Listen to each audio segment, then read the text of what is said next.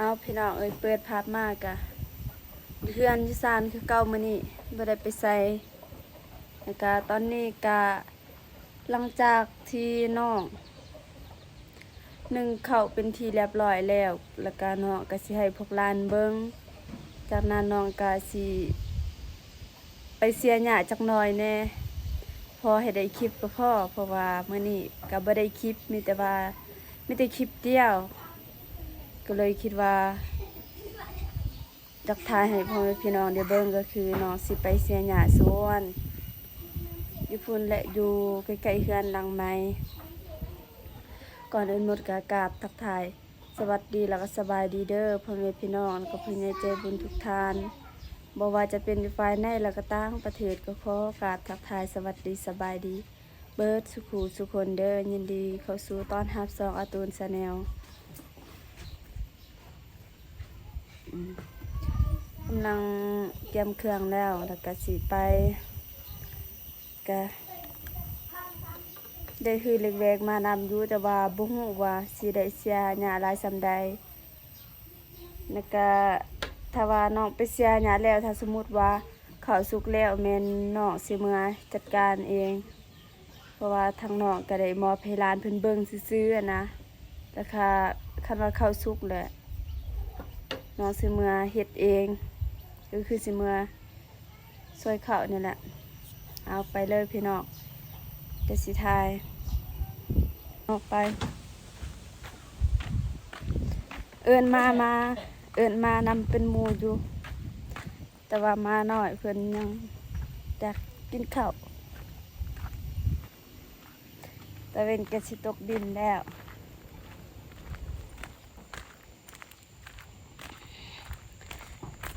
บัดนี้ฝนตก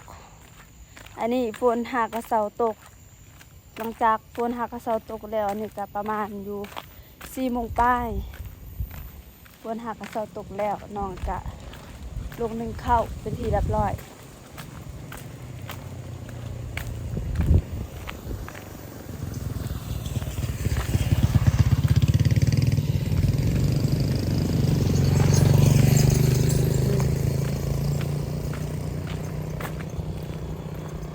บรรยากาศหลังจากฝนเซาตกแล้วก็คือประมาณนี้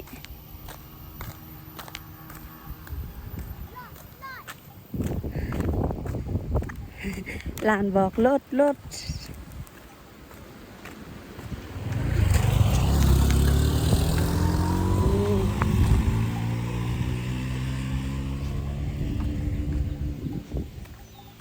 เฮ้ย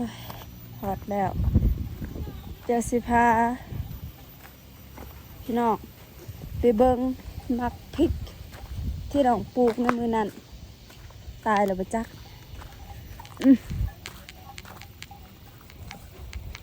ว้าว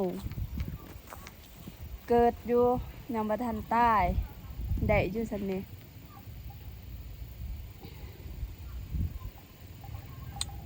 แต่ว่าพอหอมจีนหั่นน่าจะบ่รอดแต่ว่ามักเผ็ดนี่รอดอยู่แล้วตามเบิ่งนะ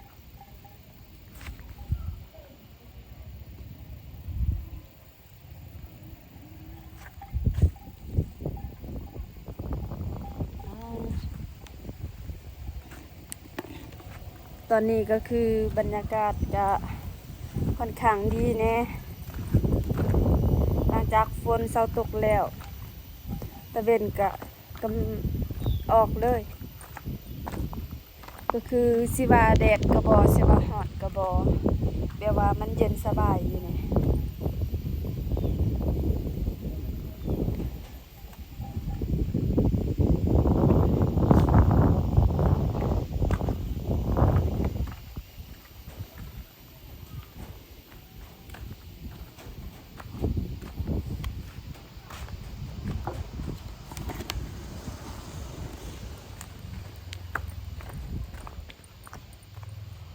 แบบธรรมชาติเลยน้องสิทายนี่จะบ่ได้หยุด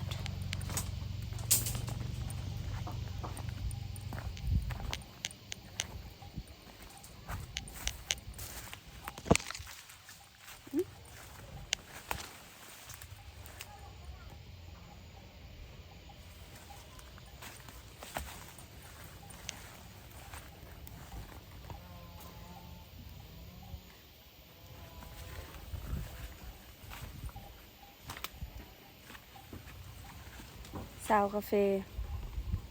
สาวสวนกาแฟสิถ่ายรูป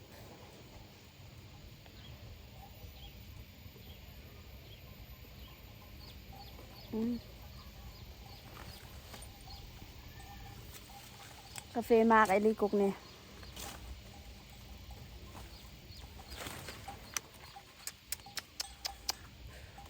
กุกนี่ก็แห้งมากจนสิหักเบิงป้า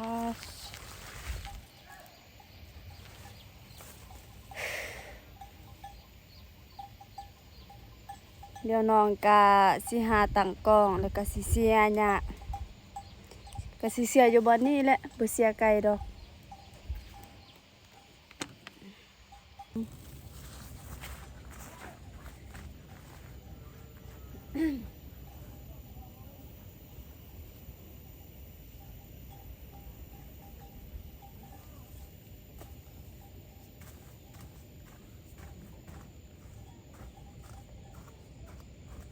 เด็กแวกนี่ก็เข้าอยู่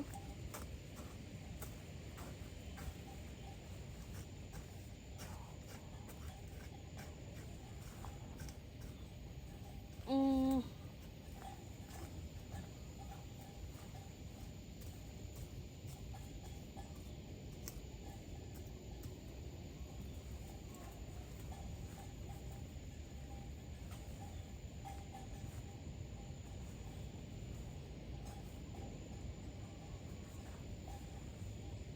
ไปเสียหญ้าอยู่นี่น้องย่านอยู่อันหนึงอยู่เด้อันนั้นแม่นย่างอันนั้นก็คือระเบิดย่านอยู่ว่าตัวเองได้เพาะระเบิดอยู่นี่คันได้เพาะสิบ่เฮ็ดเลยเนี่ย ระเบิดนั่นก็คือขี้มีคนแถวหมู่บ้านนี่แหละมักจะไปขี่อยู่นี่ถ้าสมมุติว่าทางเขาเจ้าตื่นแต่นอนบ่หรือว่ามาแต่ไปลื่นบ่อยากเข้าห้องน้ำก็เล่นเข้าป่าประมาณนี้ก็อยู่บ่นี้แหละคือว่าเสียคือว่าที่เสียสุดก้อนนั่นแม่นน้องกับไอ้ตูนเสียอยู่บ่นี้แหละแต่ว่าแม่ย่าหันเสียอยู่บ่นั่นอยู่บ่ที่ใกล้ๆเฮือนของน้องกับไอ้ตูนค่ะแล้วก็แม่ย่าหันก็ได้เห็นขี้นี่แหละเพิ่นจนโอ้ฮักแท้ออกว่านึงทางแม่ย่าหันมันก็ถึกไปจับขี้หันเลย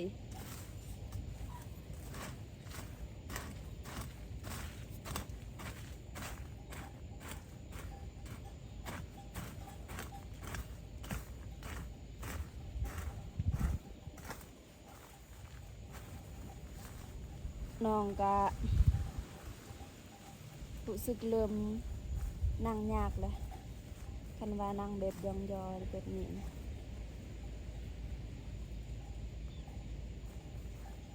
ฮ่ามื้อนี้ก็ทางแม่ย่าเพิ่นก็ลงเวียกแต่เช้าแล้วก็น้องเห็นเพิ่นลงเวียกแต่เช้าน้องก็รู้สึกอีตนเพิ่นอยู่ก็อยากช่วยแต่ว่าน้องก็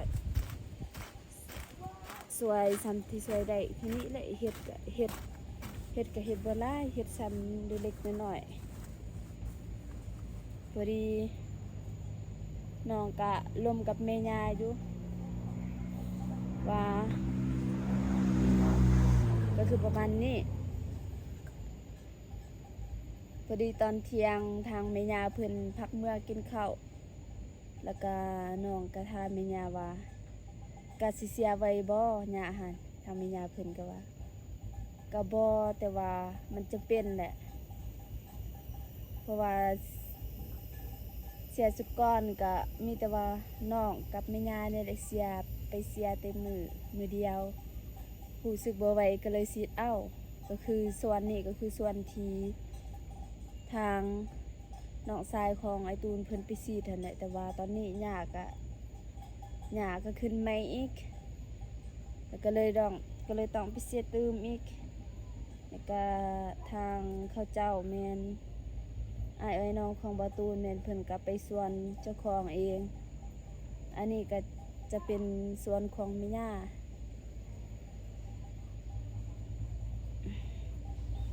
ตอนนี้น้องบ่ฮู้ว่าแม่ย่าไปเสียหญ้าอยู่แถวใดบ่พอเพิ่นจำ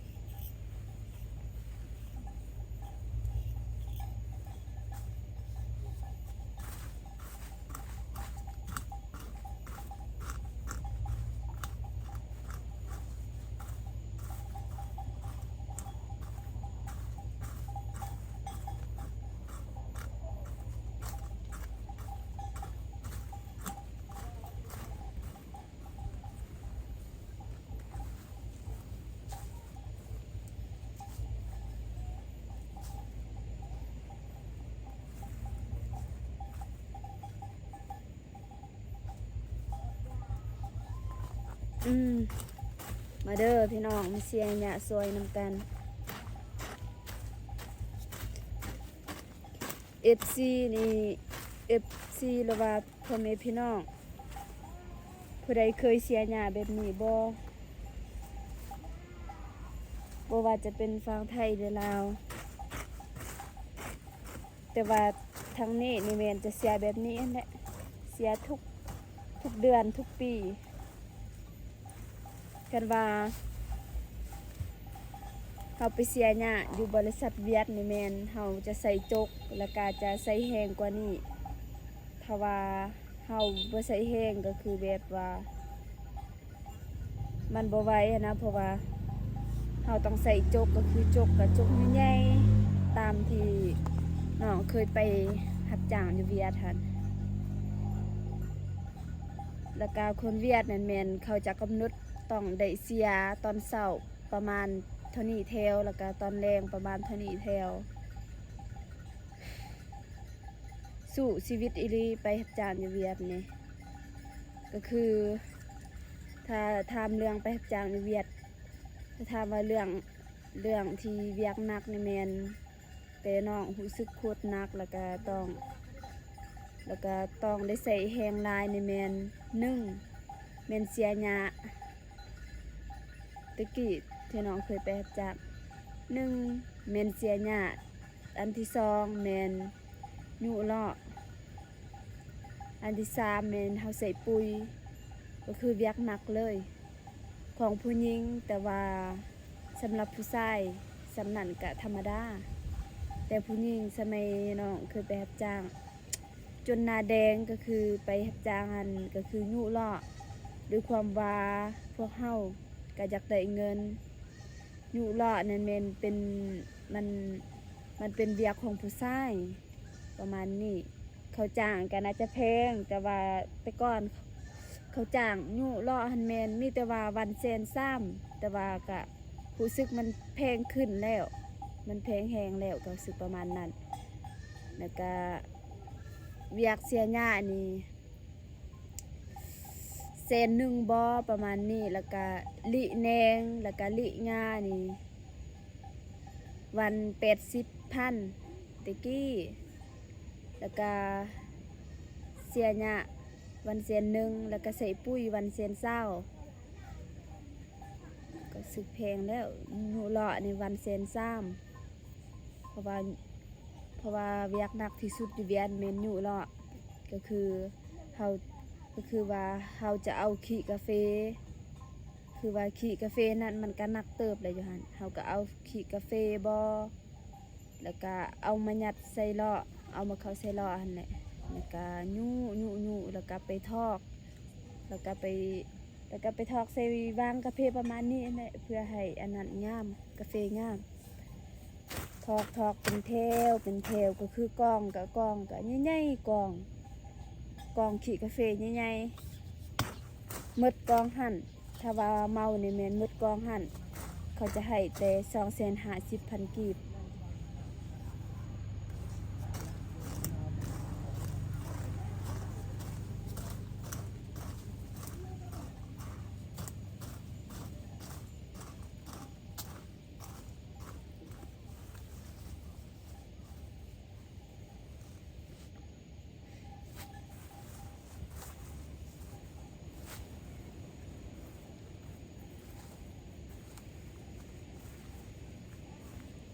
ก็คือช่วงนั้นช่วงที่น้องไปเสียหญ้าถั่วดินบ่แม่นไปเสียหญ้าไปปลูกถั่วดินนั่นแหละแล้วก็น้องก็พาไอ้ตูนเพิ่นแล้วก็เราเรื่องชีวิตน้องที่ตะกี้น้องเคยไปรับจ้างจุดนี้แม่นอยู่นี่แล้วก็จุดนี้แม่นน้องได้ปลูกกาแฟได้เล่าให้ตูนเพิ่นฟังก็คือแบบว่าตอนนี้ก็ทางน้องอัมพรเพิ่นเด้อพ่อแม่พี่น้องแล้วก็ FC มีหลายๆ FC เพิ่นแชทมาถามน้องว่าคือว่าบ่เห็นน้องอัมพรโดนแล้วประมาณนี้อันนี้ก็สิเว้าเลยเด้อน้องอัมพรเพิ่นตอนนี้แม่นเพิ่นไปรับจ้างอยู่บริษัทเวียดนี่แหละเพิ่นไปนอนเลยก็คือไปรับจ้างเป็นวันแต่ว่านอนได้ถามแม่นเพิ่นจะจ้างอยู่วันเซน3เพิ่นว่าเพิ่นไปนอนอยู่บริษัทเวียดก็คือหาเงินนี่แหละ ก็เลยพวกน้องก็บ่เคยได้ไปหาเพิ่นแต่ว่าเพิ่นอยู่เฮือนอยู่บ้านของพวกน้องเองพวกน้องก็ไปหาอยู่แต่ว่าเพิ่นแพทย์จ้างอยู่หั่นก็บ่อยากรบกวนเพิ่นเพราะว่าเพิ่นก็ตั้งใจหาเงินแล้วก็แม่นจุดนั้นแม่นคุณเวียดเขาจะบ่อยากให้ทายปานใดเฮาทายก็ย่านว่าคุณเวียดเขาสิบ่เข้าใจเฮาประมาณนี้มืด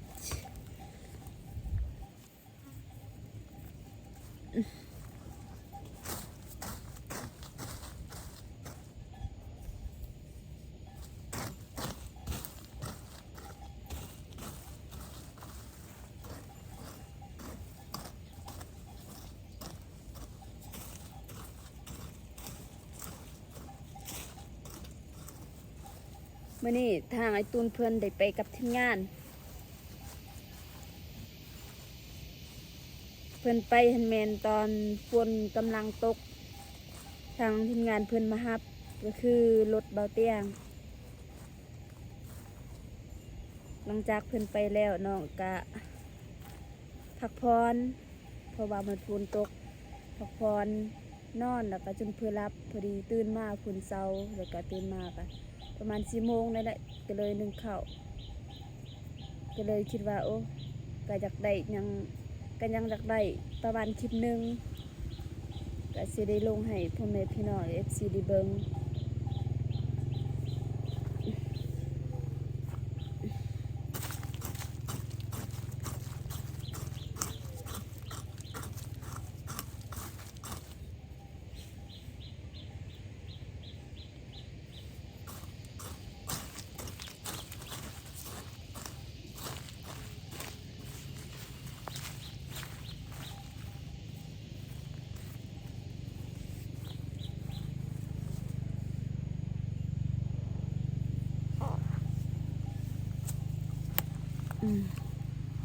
โอเค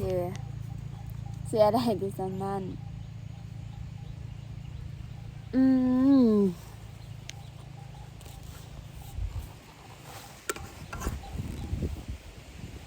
คือมืดแท้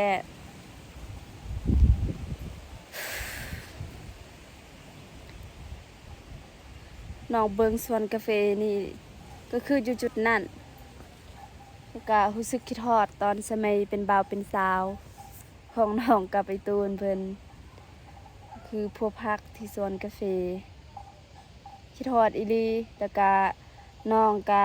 เสื้อที่เบาตูนให้ในมือที่เบาตูนเพิ่นอกหักหั่นน้องก็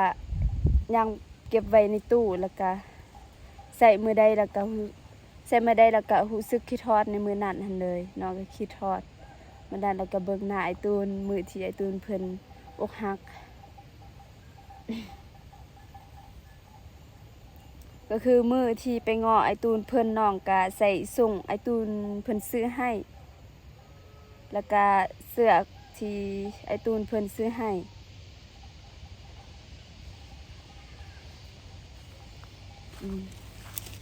ก็สิได้เมื่อก่อนเด้อเสียบ่หลายพี่น้อง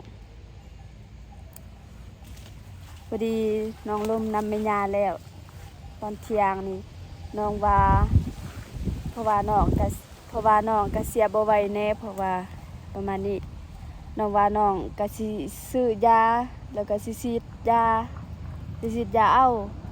แต่ว่าน้องไปเบิ่งราคายาอยู่ห้านหันตุกหนึงแม่น370,000 กีบถ้าว่าเป็นเงินบาทก็คือเงินบาทของไทยนี่แม่นราคามันจะถูกอยู่500 บาทนี่ถ้าเป็นเงินลาวก็370,000 กีบ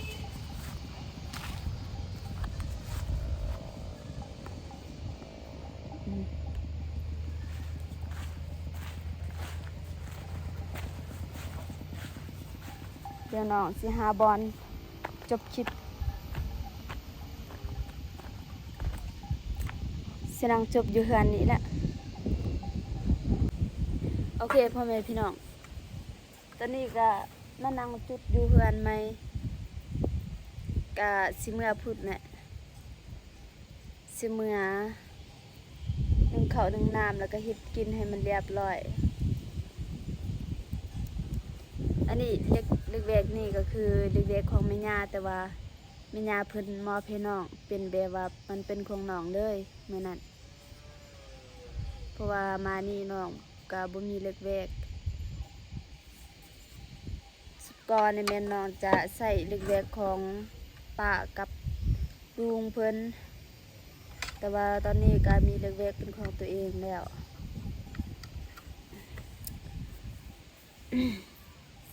ใดก็สิจบคลิปก่อนเด้อพ่อแม่พี่น้องสำหรับคลิปนี้ก็บ่มีหยังหลายมีแต่ว่าไทยไปจังซี่แหละก็เพื่อแบบว่าพ่อแม่พี่น้องและ FC บางคนสิคิดฮอดเฮาอะนะก็เลยอยากถ่ายให้เบิ่งจังใดก็ก่อนอื่นหมดก็น้องอยากให้พ่อแม่พี่น้องและ FC เบิดทุกผู้ทุกคนแล้วก็ฝากติดตามคลิปของพวกน้องตั้งแต่ต้นจนฮอดอนาคตข้างหน้าซะแล้วก็ขอให้บ่ทิ่มบ่ปาพวกน้องนี่เด้อแล้วก็ขอให้ฝากเบิ่งดูแลเบิ่งแยงพวกน้องก็คือน้องกับไอ้ตูนนั่นแหละฝากเบิ่งพวกน้องจนเพื่อนของพวกน้องสำเร็จนี่เด้อข